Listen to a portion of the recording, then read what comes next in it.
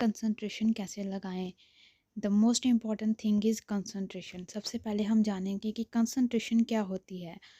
So the ability to give all of your attention to something. किसी चीज़ को करने की क्षमता को हम कंसंट्रेशन बोलते हैं। जब भी हम कंसंट्रेशन करना चाहें तो आपको एक डिस्ट्रैक्शन हो जाती है। जब भी आप किसी चीज़ की तरफ, जब पढ़ाई की तरफ ध्यान लगाते हैं तो वहाँ से हमारा ध्यान भटकना शुरू हो जाता है धीरे धीरे, तो उस चीज़ को हम बोलते हैं डिस्ट्रैक्शन। सो ध्यान लग किसी की भी चीज़ में ध्यान लगाने के लिए सबसे पहले हमें डिस्ट्रैक्शन को अपने माइंड से आउट करना होगा। पढ़ाई में कंसंट्रेशन करने के लिए द मोस्ट इम्पॉर्टेंट 3 पॉइंट्स हैं। सबसे पहला पॉइंट है कमिटमेंट।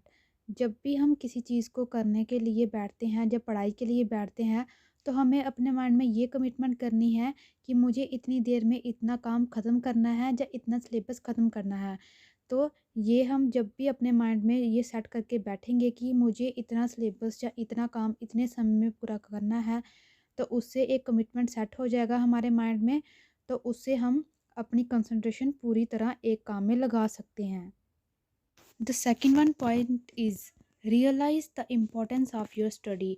अपनी पढ़ाई की क्षमता, महत्वता को समझना कि हमारी पढ़ाई की कितनी ही इम्पोर्टेंस है। जिस सब्जेक्ट की भी पढ़ाई करने लगते हैं तो उसमें मन ही मन में इम्पोर्टेंस उसको देनी है कि हमने ये सोचना है कि इस सब्जेक्ट को मुझे बाद में भी फ्यूचर में काम आएगा, या इस क्लास के बाद नेक्स्ट क्लास में भी इस सब्जेक्ट का मुझे बहुत ही ज़्यादा ज़रूरत पड़ने वाली है।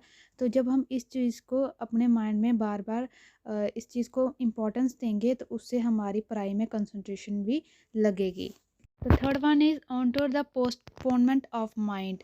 जब भी हम किसी चीज़ को करने लगते हैं, जब हम पढ़ाई को करने लगते हैं, पढ़ाई करने के लिए बैठते हैं, तो हमारा माइंड क्या बोलता है कि किसी चीज़ को पोस्टपोन करने में लगा रहता है कि नहीं, इस चीज़ को हम बाद में करेंगे।